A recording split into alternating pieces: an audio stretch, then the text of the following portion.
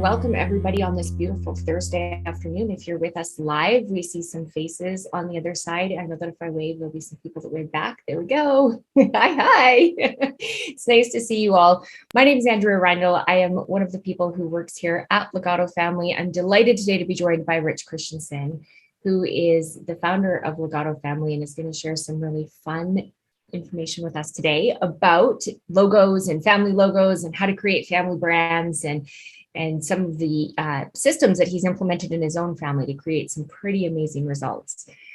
If you'd like to stick around to the end today, we have a little bit of a giveaway for you. For those of you who are brave enough to show up live and you're not watching the recording, but you're here in real life with us, we are going to do a massive giveaway at the end. So please do stick around until the end and listen closely for a skill testing question that we might have later on in the day. We're really excited to have you here. So you might be here today because you saw one of our posts somewhere, or you maybe know Rich, or you know myself, or you know someone else on the Legato Family team. And this is a place to join us for the next hour. We're going to run for about an hour. And you're in the right room. If you're someone who's striving to be accountable as a parent, you want more dedicated family time, you want connections with your kids, it would be nice to be the primary influence in your kid's life, not TikTok or Instagram. I don't know if any of you are up against that. I know I have that some days.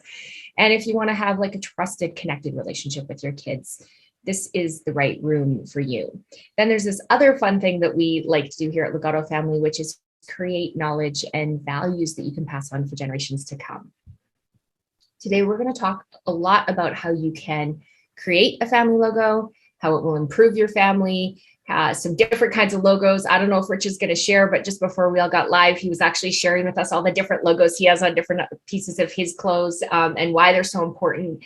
And we're going to talk a lot about logos and why they're so important for your family, not necessarily for a business. I run a branding company, so we like logos where I come from, but it's a little bit different to implement them into your family.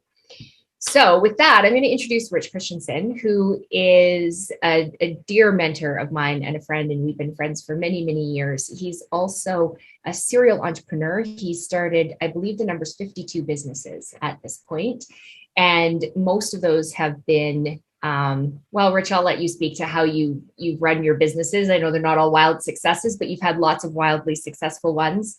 He's the father to 5 sons and a grandfather to many, many grandchildren. And really has come out of come back into the public spotlight in the last few months to share his family framework with the world because it's been so effective. And he personally has had a huge impact on my parenting. For years, he's been a mentor. If I run into some snag with one of my children, I'll call Rich and be like, now what do I do? And then he gives me some wise advice, and it's been a huge it's something that's really changed my world with parenting. So Rich, I'm happy to have you here today. And why don't you take the floor? Thank you so much, Andrea. It's really nice to be with all of you. And this is definitely the most important thing that we can talk about.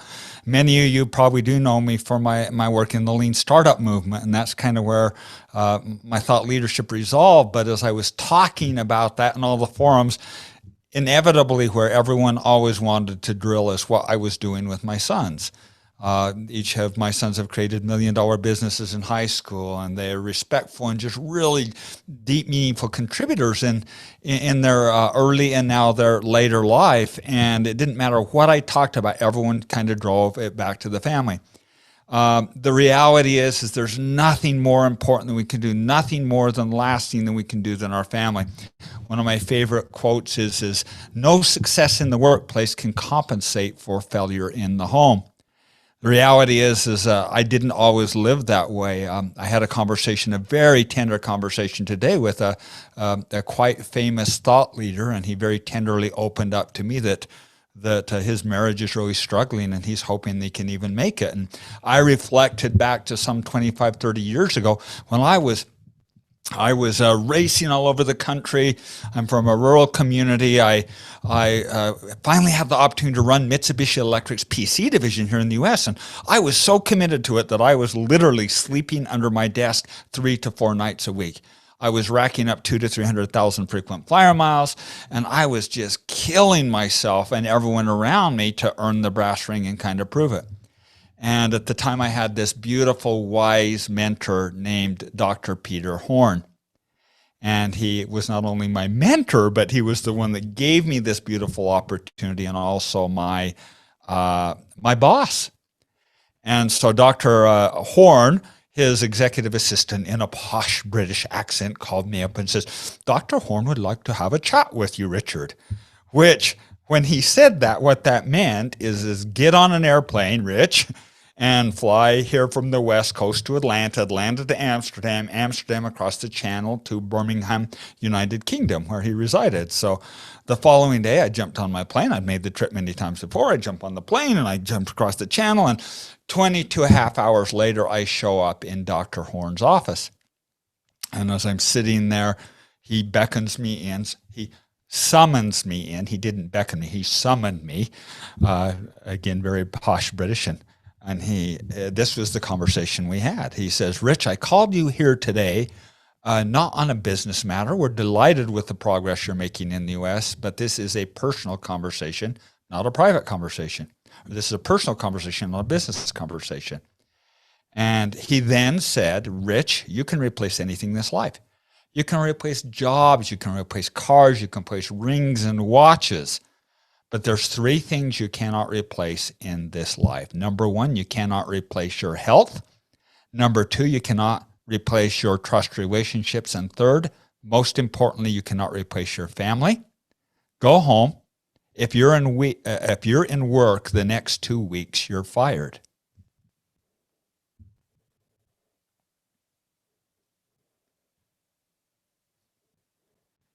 Yeah, it was that awkward. I had flown 22 and a half hours for that conversation, for that 3-minute conversation. That 22 and a half hour ride home was a very, very long ride. And I thought of all the crazy things that I've been doing, racing back and forth across the United States. Primarily, I thought of the prior year. This was early days of late 90s or early 90s, and India was just okay. I went to India, and although I had been protected and vaccinated against it, I got pertussis and brought it back. And my children, my young sons, I also gave it to them. And the result of that was, in the middle of the night, coughing until you would literally vomit, and running around and not even being able to breathe. And so my wife was dealing with that. She didn't get it, but for some genetic reason, my three youngest sons did. So 1, 2, 3 in the morning, and I probably should have been in the hospital. All the kids should have been in the hospital, but my youngest did end up in intensive care unit. And my wife recalls the horror of having to drive there. And while driving there,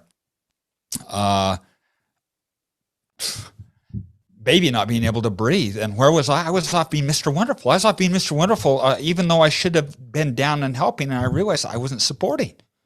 And so as I got home that night, I was so convinced that I was going to do better. I first raced to my little son Nathan's room, picked him up, and held him. I was going to apologize and tell him I loved him. I was going to do better. And he started bawling, pushed me away screaming. And I realized my son didn't even recognize who I was.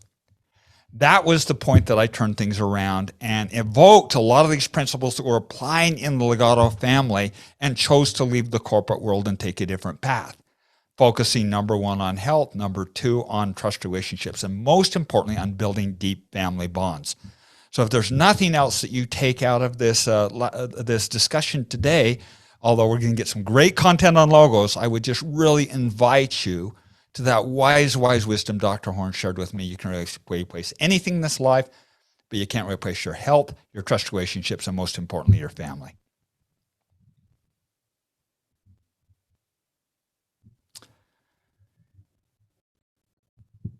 Andrea, did you want to take back? Oh, you bet. So let's talk a little bit. Rich, you and I talked about this a little bit. Did you know that in any family that you only need like one person to believe in you in order to feel grounded and bonded?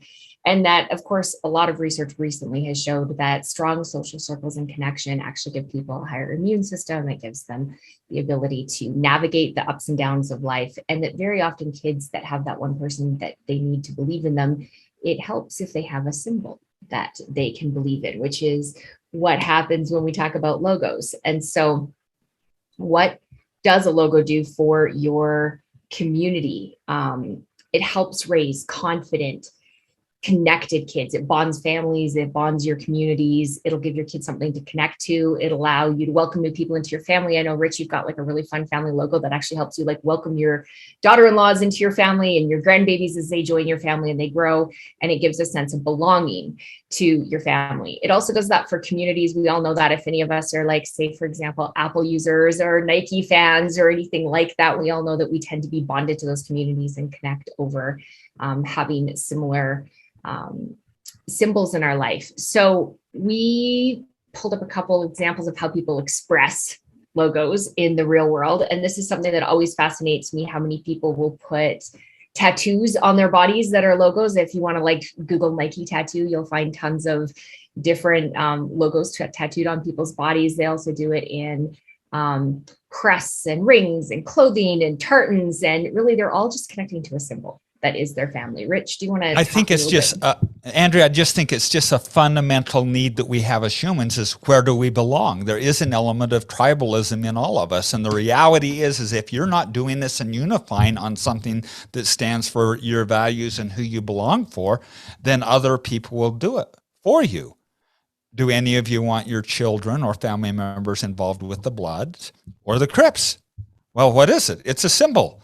What are professional sports teams? It's so hardcore wired into us to identify and self-select with the logos and symbols that we identify with. A little earlier today, and I may pull those out, it wasn't part of the plan, but by what you wear, the colors you wear, the branding that you engage with, definitively shows your tribe and where you belong. You can instantly self-opt in. Try going to a football game and wear the wrong color and watch what happens with the fans. Colors deeply matter. One of the things I love to challenge families to do is have each of their children draw their spirit animal. As you have your child draw their spirit animal and select their color, it's amazing, it's miraculous what happens because instantly they're seen, and all you have to do is provide gifting for them in that color, and instantly they'll come alive and be lightened up again. All through history, and it doesn't matter what organization it is, and I'm talking all the way from the Bloods and Crips to the Kiwanis Club to a university, Go Thunderbirds, my university, or the United States, you can identify with flags, with colors, with emblems, with crests and symbols. Now, long ago, hundreds of years ago, this actually meant the difference between survival or not survival. The placards that we saw earlier, what community or tribe you with actually meant if you were in a safe zone or not. So to think that this doesn't matter is actually kind of crazy, and to think that we actually don't engage in it is also pretty crazy. It's such a vital, important time. We think to do it in universities. We think to do it in businesses. For crying out loud, I bet most of you have logos in your businesses. But to do it in a family, most people don't even think. There's not a more important organization in the world, Andrea, than the family.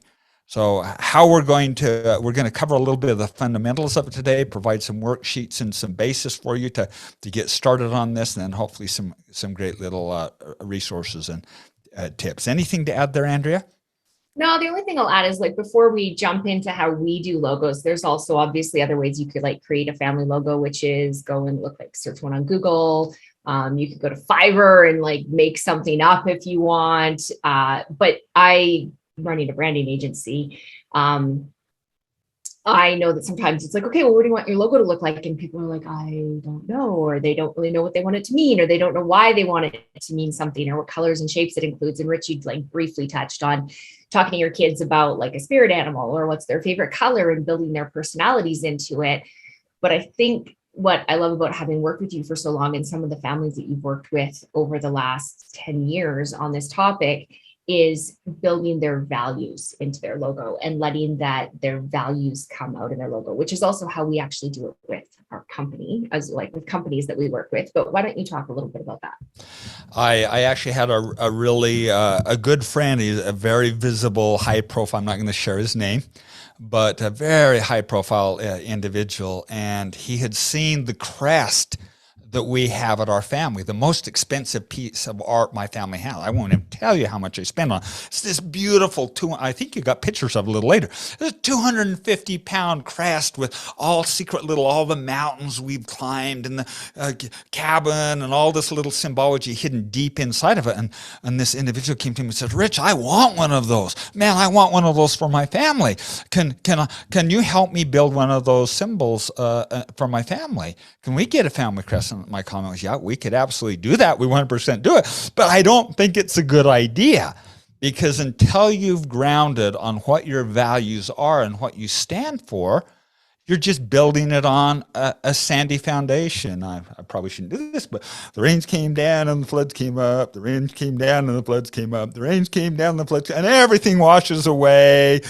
That was really scary, and now everyone's left the podcast. But the point is if you do not plant your pillars deep and understand what you stand for, and very clearly understand what your symbology stands for, then you're building on a sound foundation.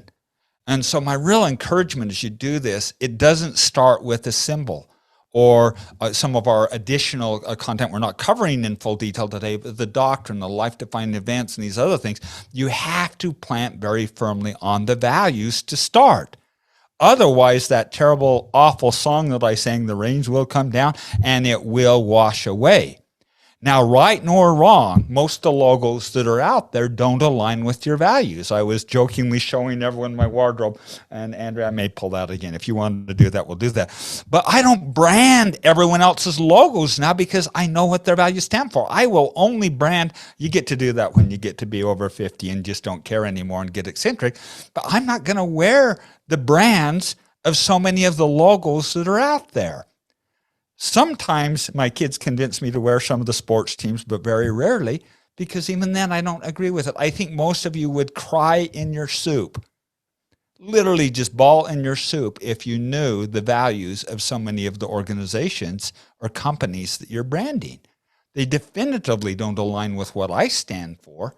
And so we need to be really careful with this symbology. For example, to push this to extreme, how many of you are going to wear a M13 or a Bloods gang symbol around? Or encourage your children to do so? I mean, that's pretty crazy, isn't it? So the long and short of it is you have to start with the values and get really pristinely clear, which, by the way, is the harder work, but the more meaningful work. And one of the things we will be doing today is providing you kind of our cheat sheet module. The last 2 years I've been working on this, and so I guess we're not jumping to there. Andrew, you want me to go through the examples of some of the logos and values to start with here? Yeah, so you can go through some of these are all logos that you've worked with the families on creating at some point in the last 10 years that you've been doing this work. Yeah, it's so fun because you see they're very different. And honestly, this comes from multiple faiths through the years. Nearly every faith that there is, we've done it. So it doesn't matter faith as much as what's the family valuing. And our family is up on the top left. Dear friend is right below it, that is very nature oriented. And each of these logos was unified based on the values to begin with. And I think we're going to tell some more stories, some more examples as we get along a little bit later. Andrea, is it okay if I go through my logo here really quickly? Because that's the one I can speak to with most clarity. Yeah, go for it. Okay. That's a little out of sequence, and I even pulled this up because you probably can't see it on there. Can everyone see that okay? So this is the logo that my wife and I put together with our family. Oh, gosh, it was probably some 20 some odd years ago. And the center here is my wife in white, the source of all the truth and light and the creation with our family. And I surround her and protect her, provide safe space in black. Of that, I only have five sons, all boys, so it would have been different colors probably. But each of my children got to select their favorite color. And yeah, The yellow doesn't particularly go well with maybe the blue. That's okay. The kids got to pick their color. That son, Tim, there on the top, he loves yellow so much that his hair's yellow. He never wore anything other than the yellow shirt. Somehow we talked him out of wearing yellow pants, which would have been really problematic. But he didn't pick any color other than yellow until he was, I think, 19. So he expresses it yellow. And then I got John, Alex, Nathan, and Matthew, they're all representing in their colors, all pointing inward, reflecting, not turning our backs on each other, having each other's backs, and unifying and being very aware of the needs and concerns of others, particularly in honoring my wife, which that's an important part of our values, is honoring and providing the safe space and sanctity in the role of women. So as my sons then get married, they light up, they turn white, and their wife then turns white. They surround them, and then they fill that same role for their wives. My favorite is all these little hashes that you're seeing on the outside here. That's my grandchildren. And following that same model and pattern. The grandchildren then also follow the same model, and they self-respect. What is the result of this? Well, my 95-year-old father was staying with us before he passed, and we were going to go bowling. And my 16-year-old son says, "Grandpa, here's a hat." He took the hat off. And my son put it back on, and he took it off. He says, "I don't like hats." And then my 16-year-old son says, "We always wear our family logo when we go to do family activities, Grandpa. If you don't wear it, you can't go bowling with us." So what impact did that have in Unibonding? And guess what? The 95-year-old patriarch grandpa wore the stinking hat the whole time bonding, or bowling. We wear the logo to bond and unify and symbolize that we're together. I've got this beautiful chicken coop. And yes, by the way, it has the family logo on it. Everything has the family logo on it, and it's a kick in the pants. The family cabin has the symbology in it.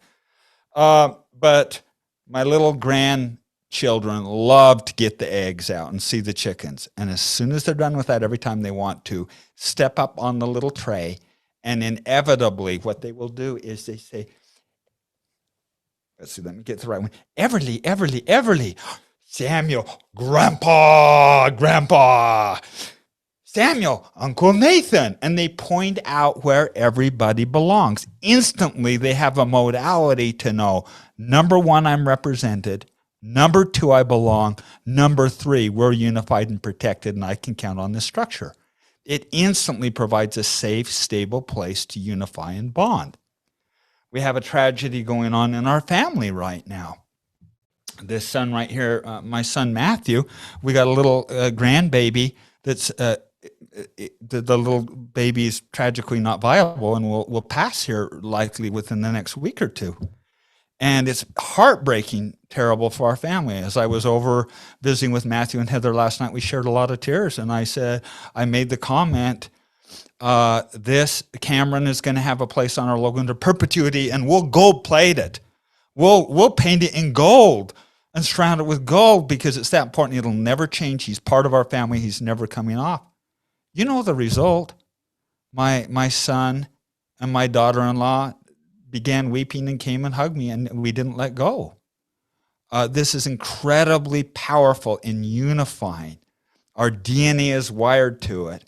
Each of these same families, will tell a few stories a little bit later, that represented logos are having the same kind of experience. My favorite families to work with actually are the non-traditional families or blended families. I had one family I was working with where the patriarch grandfather had kind of had, it's a tough life, and he'd had multiple marriages, and really it was a pretty rough situation to the point that it was tough. But he called all the family together and says, "I'm going to get Rich to come teach to you, and we're going to come, and I want you to show us teenagers." And all the kids came very begrudgingly, except for one. One kid would not come because he was so ticked off, hadn't talked to a lot of the family in years. And so the family talked and discussed the logo, and they ended up with this beautiful rainbow effect with multiple rainbows showing different parts of the family. And then they all had their own little sea animals representing. Some were seahorses, some were dolphins, some were, they got to pick it.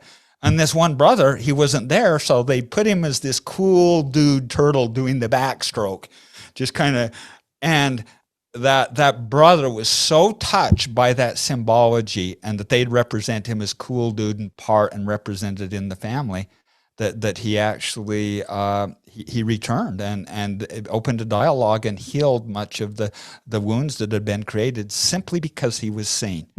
And I think, Andrea, that's maybe the number one powerful thing of a logo is it allows you to feel seen and expressed and unified. So I'm so excited for you to be on this path. So Rich, we gave everybody a worksheet. So if you guys want to grab the worksheets that we gave you, and if you don't have them handy, no worries. The team will drop the link into the chat here for you. And we're going to walk through how to like determine your values, not a full exercise, because your worksheet has the full exercise on it. And it's something you don't do in like a 16-minute, no. 1 hour webinar. No. But let's walk through, Rich, like some of the steps of setting your values so people can do this afterwards and they can go and they can sit and do this. I'll tell you that this exercise is a slightly edited, but almost the exact same exercise I did when I built the company that I have right now. And Rich, I know you do it for every company that you build as well, that we sit down and kind of create your values together as a team. But it's even more important that you do it in your family. So some of the things are like in the worksheet you have, which we'll just go over this really quickly, that when you want to do this after the fact, find a time, pull the worksheet, set the space, grab some snacks and water, make it fun, maybe play your favorite music. Those are some of the things to set the space for it. But what we want to talk to you about today is the questions for setting your values and how to go through really identifying what are your values as an individual, a couple, a blended family couple, whatever it is that makes up your family. Andrea, I want to make one really strong point here because a lot of questions are asked of me when I'm setting these values to involve the kids. And my answer to this is basically the only time no. The base core values, I think the parents, the patriarch and matriarch set the core base values and then get buy-in. And then when you do your word cloud, which is a whole new other topic, the power of that beautiful word cloud around the symbology, then the kids get involved and then you get to contribute. But the base core fundamental tenets of the value system, the 8 to 10 words that you select initially should be done by you as the parents. So what are some of the questions that you work with? Boy, all of a sudden I can't use English anymore. What are some of the questions you ask families when you're working with them to help them identify their values? And a lot of this is in the workbook. I think you're providing a lot of this, but I typically start with a big word list and say, pick the 2 or 3 people in your life that you admire the very, very most, that you want to be wife, that you want to spouse, and then have them go through and circle those words. And that typically yields 10, 15 words, and then have them resolve on that. That's number one. Number 2 is, what were the core values of your ancestors? What was passed on to you that was so important and so vital and so stable that you want to unify and draw around? Third is what do you stand for? My wife and I felt super strong about work ethic, about non-entitlement, and about acceptance and openness of love, that became unifying words for us. And so I think that's the third. The next one is what do you aspire? If you could fast forward 2 generations, and in that simple fast forward, see something played out, a couple of 3 values that maybe you didn't quite master and grasp in your lifetime, then what would those couple of 3 words be? Those exercises typically yield, 20, 25, 30 words, Andrea. Based on that, I have the couple work together and only go to the ones where there's complete agreement. This is not to be a tug-of-war exercise. It's got to be all the way in with both. And that typically yields like 20 or so, and then a prioritization occurs. And I would strongly recommend in your values, the base set of values, you need to have at least 6 or 7, but you really shouldn't have more than I think 10 to 12 in there as your base core values. Oftentimes you'll find that some of the words cross over and express. So go to the very root, to the very root, to the very root of what you stand for. This is such important, powerful, because when we get you to the point of you're doing your family mission statement, your family mantras, and you're doing it, then you actually use that to write that value. Then becomes the catalyzing statement that we'll teach you probably in the future how to do the catalyzing statement. That then has the clarifying statement that then drives the family mission statement, which becomes the defining document of what your family stands for, and that document passes on to generation to generation to generation. That will go, it'll go on to perpetuity in our family. And then Rich, talk a little bit about anti-values. All right. Yeah. Can you pull that slide up? Because I love that one. I put this entire model, I don't know we're not all the way there, but I put the values as the very base platform, guys. I put it at the very stable thing again. I won't sing to you again. I'm not going to sing again. I've already burnt that one out, but it's what holds the stable structure. Equal to what the values you pick are the ones that you dispose of and remove. And I got a very fun, specific way to do that again, we'll cover in the future. But taking and extracting the values that have not served your family well. One of the challenges that we have in today's environment, particularly the millennials did this, is certain things were broken, and rightfully so. They were broken. They were broken in religion is a good example. They were broken. I mean, in the United States, we have some broken structure. In families, there's some broken things. But taking and throwing thousands of years of learned wisdom and throwing the whole entire thing in the fire and burning it, now that's stupid. That's really stupid. So what I encourage families to do is take the values that have been used inappropriate in your family and throw them in the garbage can very specifically.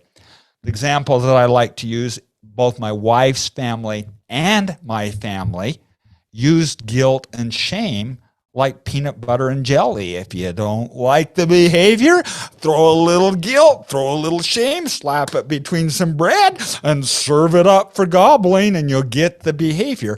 And true, that works, but it also really resolves terribly. So many families have imposed the value of scarcity and fear into the genetics of their family.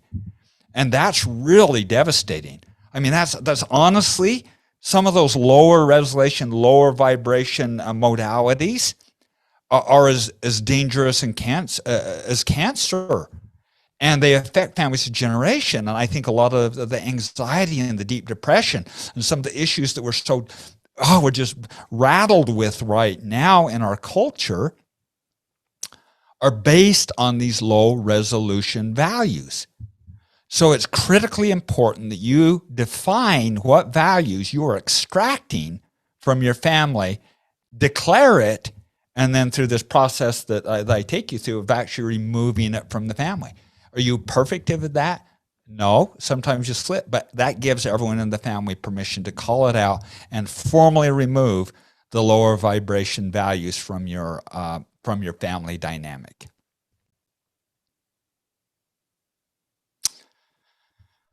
All right. Do I get to go through my favorite slide of the deck, Andrea? Yeah, go for it. This is all yours. All right. This is what we call the Legato Family Framework. This came to me as a major download. I'm going to just tell the story really quickly of how we got to this. My wife and I, my true love, we've been married for 35 years. We married fairly young, and we had certain fundamental values that we knew we really wanted to have, but it wasn't formalized. We got about 3 or 4 years into our marriage, and I had some major life breaks to the point I couldn't believe that it even happened. But one of which was Stephen Covey kind of had me as one of his puppies that he was mentoring. And I was put into leadership positions where I was earning more than my father was at the end of his career and her father, my father-in-law, combined. And quite frankly, it scared the snot out of us. because we saw, really wealthy families that were just running around just destroying their families, drug addictions and entitlement and wrecking cars and and so we were so terrified about it. Our brilliant solution to the problem was to move to an extremely poor neighborhood and never tell our children that we had any money. And we pulled that facade off for a year or two. And then I had a friend that came to me and says, Rich, this has got to be like the stupidest thing I've ever seen in my entire life. If you manage to pull this off, which you're not going to be able to, but if you did pull it off, what's the outcome going to be? When you die and your children are 40, 45, they'll discover you have the money, and then you'll give it to them. They won't know how to handle it, and they'll blow their life up. And if they manage not to blow their life up, then your grandchildren will all be Melba toast. And it's like, whoa, I hadn't thought that through. And so it so disheveled my wife and I that we went looking for models. We went looking for a model to value base and stabilize our family. And what we found was some really interesting, good financial models of how to protect your money and how to lock it away and how to not have an audit and how to found charitable foundations and all these really interesting financial models, but couldn't find anything that was encompassing talking about how to stabilize and entrench your family for good and not blow them up. So true to every entrepreneur, what did I do? I created our own model. And this sheet, you're going to see it was a little bit crude at first in all transparency. It was first started with Stephen Covey and the concept of having a family mission statement. That was the point. My wife and I made a family mission statement, hung it up in our family, and we were blown away with the impact that had. Just that single document. And I know I'm getting there by way of a route, but hey, Andrea, I will get there. I recall one point, the family mission statement was hanging up there in the wall, and my big son, my big confident son, it was Nathan, this son I told the story about, and he was a big football player, and my fourth son, the yellow boy, where's my yellow boy? So it was this son right here, and this son right here, 6'2", all muscle, and 4'3" on a good day, and they were young, and they were always oil and water. And Timmy came home and says, Dad, I've started this super cool thing in junior high called the Froggy Club. And he was telling us about it and saying, I guess he got all his friends to bring little plastic animals and set it on their desk and make comment with the teacher while they're in class. And my son Nathan says, you can't do that, Nathan. You're going to get pantsed. It's like, you do that in junior high school, they're going to stuff you in the garbage can. You're going to get bullied to no heck. You cannot do that. That's like the nerdiest thing I've ever heard. And my son Tim was starting to escalate. It was getting really volatile. And I thought, oh my gosh, I better intercede. And I just took a breath. And Timmy got up angrily, marched out of the room, walked back, grabbed the family mission statement off the wall, marched up to his 3 times his body weight, twice his height, and shouts at him, Christiansens support each other in the righteous aspirations of their lives. Ha! Nathan's dumbfounded, marched out, hung it back on the wall crookedly, over. Conversation done.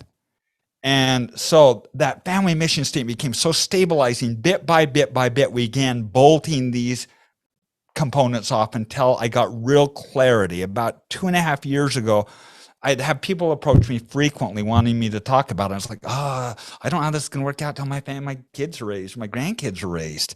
And so I wouldn't do it. And then I had a dear friend, Garrett B. Gunderson. I don't know if Garrett's listening, but he kind of tricked me into talk to the Welt Factory. And he booked this trip back to MIT Gathering of the Titans. And I kind of went through the model. And it was amazing, just amazing what started to happen. And I saw the family start. And then I had this spiritual experience. I don't know how to describe it other than basically God told me, Rich, you got to get out, quit hiding. You got to bring this forward. So this is the framework that my family used now to structure the family. Andrea, do you want me to go through this really quickly? Can I go through the framework quickly? Yeah, go for it. Okay, really quickly. We talked about the values and the garbage can, the platform. Number one thing is building the symbols. We've talked a lot about that, and that's colors, mascots, logos. It's apparel and all, crest and the big family crest and symbology. The second is the traditions. And these are cadences, quick cadences of what make people feel comfortable for check-in, such as family dinners and such as a family prayer and what's the funny of the day and meals. And then there's the longer term, really important one, almost sacred ones that you do very special to really bring forth and bond in special occasions. And again, any religion does this in spades. Universities, we do this. We have very, very special rites of passage that's occurred in there. The third component is the doctrine. I'd asked you, does your family have a family mission statement? Does it have a family mantra, a slogan? Does it have a song? Are you doing annual themes and very specific way of doing goals? If not, you need to be doing it because it's what gives context of what the rules of the defining game are for your tribe and structure. The Kiwanis Club does this, you guys. Again, the Bloods and the Crests do this. They have a symbol. They have traditions. Some of them aren't very good. I don't think I'm going to go have any of my teenagers at the age 13 kill another human being, but that's a rite of passage that some of the terrible gangs go through, and it deeply bonds them to that entity for life. So symbols, traditions, doctrine, and then in all transparency, the one that I did add that was a lost art that is probably my favorite is the life-defining events. This permanently cements it. As a matter of fact, cement doesn't even do good for it. This epoxy permanent does not let it go. I believe that there's these ages are the critical ages. And Andrea, do you want me to go through quickly what our family does really quickly, or should we just leave it at that? Just in the interest of time, why don't we leave it at that? Okay. We actually have a program on life-defining events that you can take people through, or that people can go through if they want. Super. Life-defining events. And the final one is all the secrets of structure. The structure is all the secrets of what Rockefellers and billionaire families do, how to build a family constitution, how to do a family bank. It's all the legal work. It's how to build a trust properly. And quite frankly, it's just not available to most people. And with my dear friend and partner, who is Scott Ford, we all the way in a simple way outed the secrets of the wealthy, and every family should be doing those structural pieces. That is the Legato family framework. Okay, I guess the last concept is looking at it from a perspective of any decision that's made should look at the 7-generation family.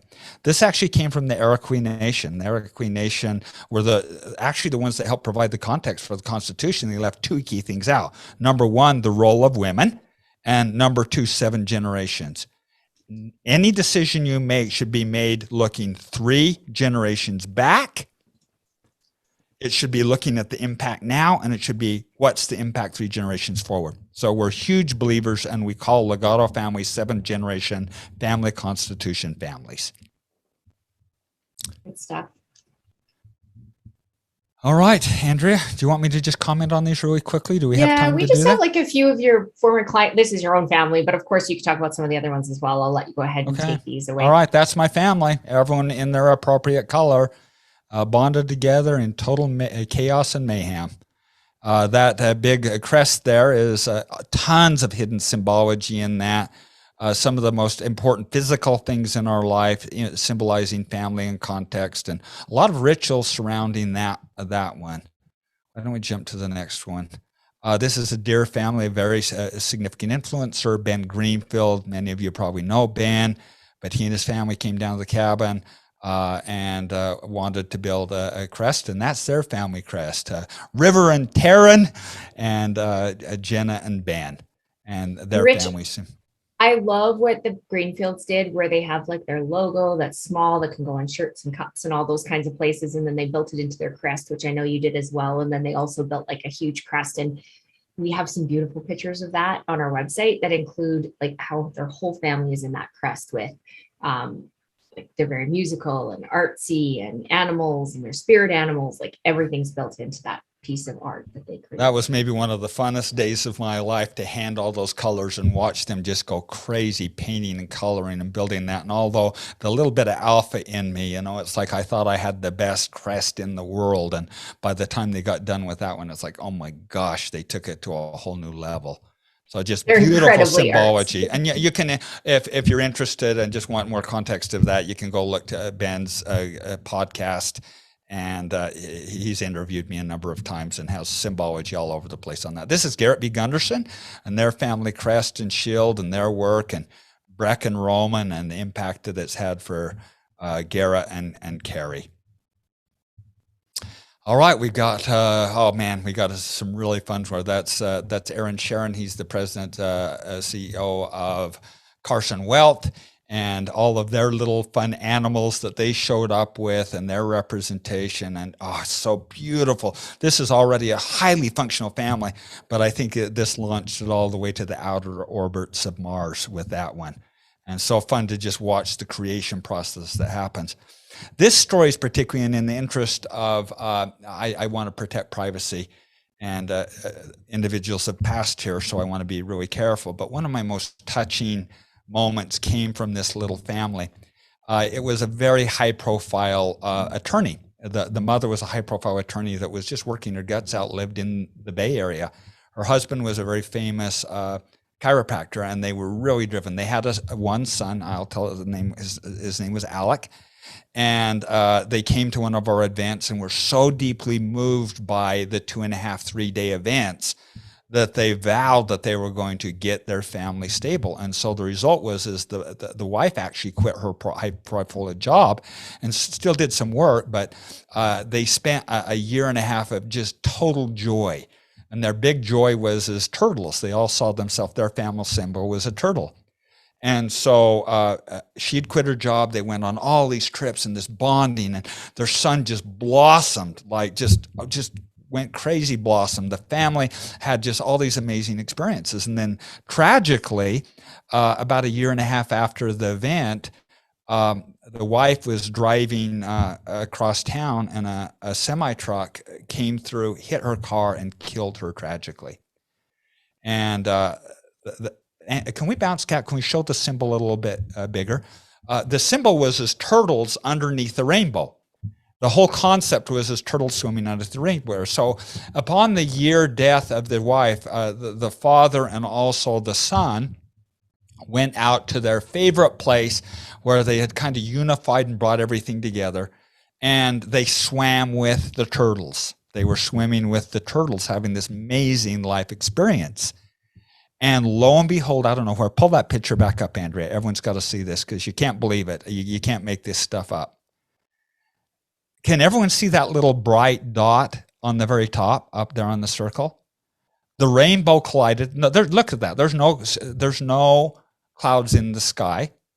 And this rainbow crashed over, and that burst of rainbow at the very top stayed with them for 20 minutes while they were snorkeling with those turtles. You see the catamarans out there where they're snorkeling? Has anyone seen a singular rainbow like that? I've never seen anything like that in my life. This individual came to me shortly after that, and I was at another event. He raced up after and closed me and cried and weeping and told me this story and shared that symbol of what bonded and what that did to our family was the most joyful part of my entire life. And my wife was there that day looking out over us in that burst of a rainbow as we swam with the turtles. It meant everything to that family. It healed the family. It bonded the family. It took the marriage to a whole new level. And despite the tragedy of the wife dying, it provided context and stability for that family that never would have been there without that beautiful symbology. Try telling that family that this stuff doesn't matter. All right, so I guess the key question, are you ready to do this your family? Because I promise you, I swear if I got this one wrong, I've done it. Every family I've done it with comes back, and it's made all the difference. I got great satisfaction helping people build businesses. But quite frankly, Richter scale 1 to 20, it shows up as a 0.5, and this is over top the Richter scale. I promise you, as you do this with your family, it'll unify and bond and bring you together. So I challenge you to do it. And Andrew, I'm going to let you walk through of how you can get started with this, with me interjecting again with the promise. You need to do this. You need to engage this, and I'm confident in every way that it's going to make all the difference to your family. Yeah, so Rich, you've done this with like live events with families or one-on-one with families. Like you worked with some really wealthy families in the last few Yeah. years, one-on-one, charging them, Let me hit 40,000. let me Yeah. hit that, because tragically the challenge is the families that I've done this with, I couldn't afford it. It's crazy, and limited time. I just couldn't do it, and so the price is so extreme. I mean, we charge like $50,000 to walk a family through this, and most just can't afford that. And so with Andrea's help, as we put this together, we built a program and a structure that was incredibly affordable with all the ruptures and resources. I mean, the same model that took us 10, 15 years to figure out, we've got it in this systemized way, walking through all these modules. And so I think that's what that is what we're going to talk to you about today. Yeah, and there were some people in the chat who would ask about like life defining events. Can you do that program? So basically, we have a core program. It's called Both Family Legacies Foundation. It has 6 digital modules that you go through that walks through each of the things that you saw on that family framework and goes through how to create each one of those for your family, including like examples and templates and all the questions you should be asking in the worksheets. There is a workbook. So for people who want to do this program with their family, you get a physical workbook mailed to you, which is this like full color material that you can work through. And then also a really fun Legato Family journal. That's a book that you can do exercises with your family and just creates great space and conversation for you and your family, whatever it might be. I'm a single mom with 2 kids and I've done this. I'm a single mom with 2 kids and we have a great relationship with their dad, and we've all done some of these exercises together even though we don't live in the same house, and have just kind of created our own family structure that works for all of us. Then there's some conversation cards that you can have with your family. I know my sister, my mom, and I were doing puzzles over Christmas this year, and we had just like the deck of cards sitting beside the puzzles and learned a few things about each other and my mom and all of that. So that comes with the program as well, just like a really great place where you can have great conversations with your family. That's all just stuff that you get to do. The other really great part of the Foundations program is that we are going to do 7 live sessions with Rich. So what we find is that people implement a program like this when they have a community and they have support and they have a place where they can ask questions and accountability, really, like doing this not only by yourself, but with other families and having Rich's support. So starting on March 2nd, Rich has been gracious and is going to hang out with us for 7 weeks and 7 live sessions where we'll have an orientation call, show you how to get used to the program, and then walk step by step through the program for 7 weeks that you can just like do the work and make it a priority, that at the end of it, you'll have your own family logo, plus you'll know what goes in your crest, plus you'll have some doctrine all laid out and the ability to write your own family constitution, your 7-generation family constitution. And just to clarify, Andrea, this includes not only getting the logo done and symbology there, but getting the entire framework done and in place and completed, including that life-defining events and all of the things that are on there. So we have a program that's just life-defining events, but this will actually give you the whole framework all filled out for you and your family.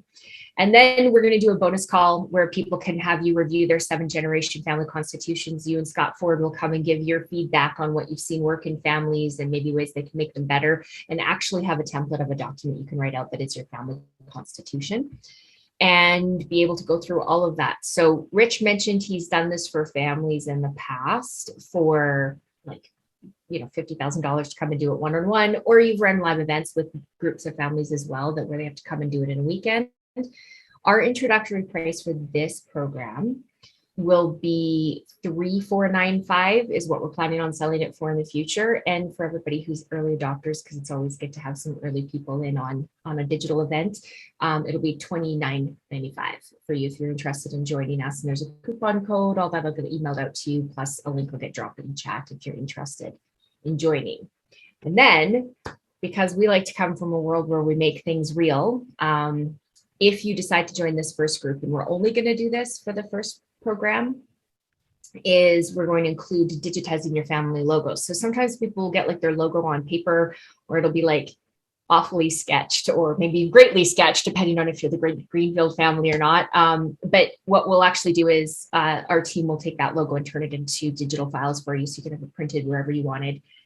And to answer your question, Christina, if you have bought the standalone program, like the digital only, you absolutely can upgrade. Just email our help desk and we'll make sure that we get you access to this as well. And then you can walk away with the work done. And the best part is you walk away with the work done, and you like maybe have made some great new friends along the way that are families that share these values with you, that share the program with you, that you can like jam and create cool, bonds, and like how one family does something isn't how another family does it. And I know that we've seen a lot of families collaborate on how to make this work within their family. Rich, do you have anything you want to say about that? Well, I guess just to comment that one of the really fun things is we've done these live events and we would limit it to like maybe 6 or 7 families, but it's amazing the bonding that occurred with the families and the conversations that yielded out of it that honestly made me blush a little bit because they just went right to the heart of hard issues. So I think creating a little bit of community is part of this, and we will hold it to sizes that actually there will be a real community and support systems in place to help you get it done. My experience has been the families that just have done some of the online work, they kind of get into it and then they trip up. But if you get a community about and the energy around it, particularly with me guiding through, we get to water to the end of the row. We get water all the way to the end of the row, and that's really what we're going for. If your logo is on a paper napkin underneath the pile of books, it's really not going to do much for you. If your family mission statement's written in a notebook, it's not going to get it there. And I just got to say this, Andrea, again, with boldness and confidence, that if this isn't the most significant thing you do to bond your family, if this does not take down the temperature of velocity with the anxiety with your teenagers or your children, if this does not give you confidence to stabilize and bond your little ones and give confidence in the structure that they're going to have to go forward and not only survive, but thrive and prosper in this world, I'll take my socks off and I'll smoke them. And I don't smoke. So you guys, this is the real deal. It's the most important, valuable thing. And I guess why I felt so passionately I need to come out and do this is we live in this visceral, crazy, upside down world with so many things pulling our children. And for me now, my grandchildren, I just can't stand to have them be ripped to shreds and pulled apart. So I'm very blessed. This is not my content. I want to be really clear with that. I think that I got the opportunity to be the spokesperson of this. I think this is, God blessed us with this. And now we get to kind of maybe bless and be the mouthpieces of others. I'm so excited now. It's not just my family logo. I'm so glad it's not just my family mission statement or my life defining events. I've got all these other like proof points that are maybe even better than mine.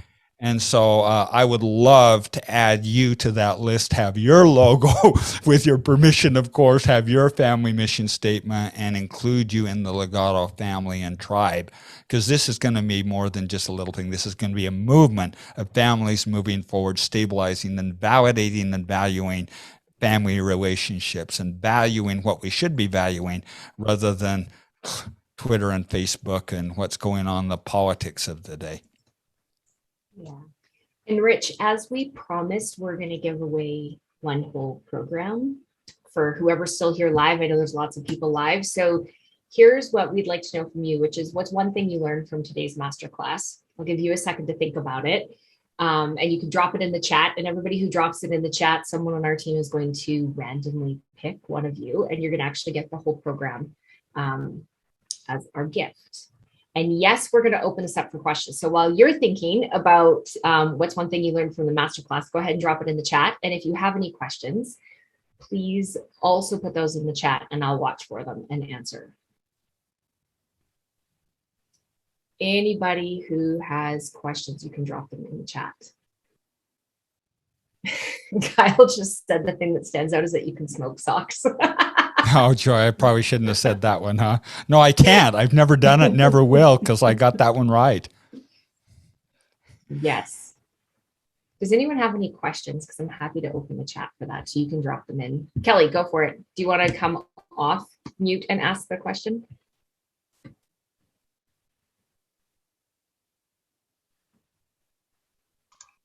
There you go. Hi, Andrea. Hey. Thanks for doing this. I had a question. I have a long family history, as we all do. Richard, you're probably familiar with some of the names in my family, the Tanners and the Kimballs. Mm-hmm. We have family crests that go back many generations. I would like to incorporate those crests into my family logo. What expertise does your team have to be able to do that genealogical analysis and assistance to help me to make something that reaches back into the past and also with my current family? That is a spectacular perspective, and that's probably some we need to form a partnership, because we are not doing genealogical work for individuals going back. But what I will say is you absolutely must include them in your crest. Right there, you didn't see mine, but Factus Sparrow. That's Matheson clan, faith, hope, charity. No, I got that wrong. Faith, hope, something. Faith, hope, courage. Nonetheless, it's embedded and woven in, and it'll never go off. The Matheson plaid and plaque is part of it. Tragically, my Danish ancestors weren't very good at that. We were all just Chris's son, so we're all Christian's son. So Yep. I don't got as much of that, and there's some complications in my family legacy led it kind of a little bit more blank. But it's mandatory. The key learnings are put in there, and the symbology, and likewise, the stuff that wasn't good has got to be extracted, because guys, that comes through in various forms, physically and psychologically, and you got to extract the bad from the good. So Thank you. yeah, us doing the research, we're probably not the team, although interesting idea, Andrea. That's the first time I've heard that one. But oh my heavens, Kelly, mandatory. And by the way, great, incredible family names and legacies with more good than I can imagine. I wish I had that building blocks. Well, you do. I know your legacy a bit too coincidentally. I didn't know that coming into this call until I saw your name. Yeah, Factus Sparrow. That's my wife. We have in our cabin, we have that hanging on the wall upon the entrance. Yeah, the Madsons are good friends. Amazing legacy my wife brings. Yep.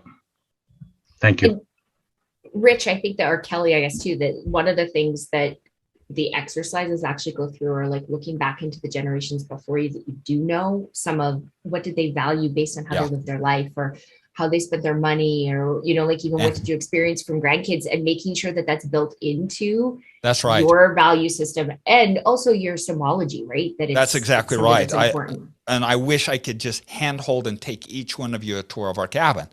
My father was blind. He lost his sight at the age of 4 years old to retinoblastoma. The single most brilliant man. He had an eidetic memory, and parents had to make the decision: does that we let this little boy live or not?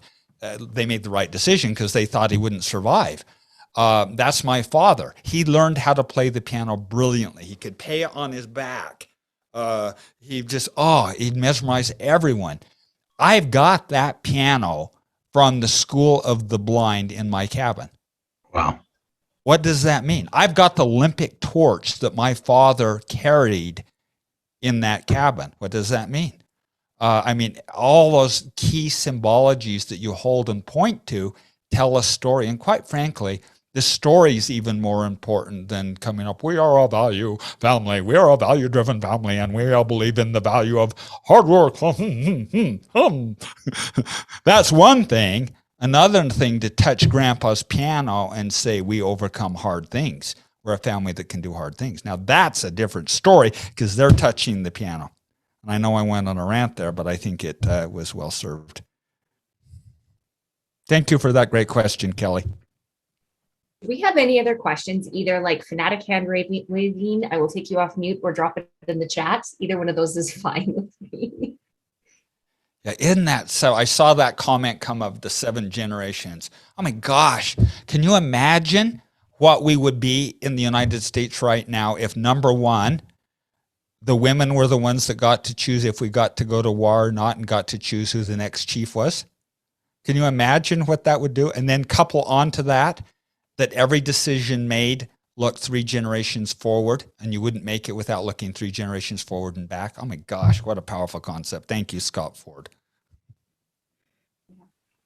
Rich, we do have a winner, which also happens to be the cutest person I've been watching this whole time. And it's because They left a message that says, so grateful for the insight on sequential order that needs to come with this process, particularly with the values, and that they must be our foundation.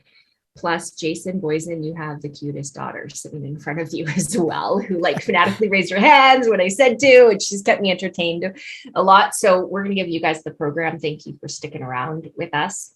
The links, if you're interested in joining the program, will be dropped in the chat now. Plus, they'll be emailed to you. Plus, they'll be on our Facebook page and all over the place. So if you are at all interested, thank you for joining us. And thank you for being part. I want to make one final comment, Andrea. And that comment is I have a real hard time selling things and pushing programs like this out. I always have, always will. But in this instance, I don't. Not even an ounce. I don't have an ounce of problem with going because I know the quality that will come to your family and the impact we'll have. So I challenge you. I invite you. I look forward to seeing you. And just God bless you. Thank you for taking the time with us. And the one last request I'd make is as you know and see other families that are in need of this, please send them to us. Please make sure we are indeed creating a Legato family that's supportive, that is unifying on family values, rather than whether the LA Lakers or the Cincinnati Bengals or the LA Rams win the game. We're bonding around something that sticks and endures, not who won the Super Bowl last week.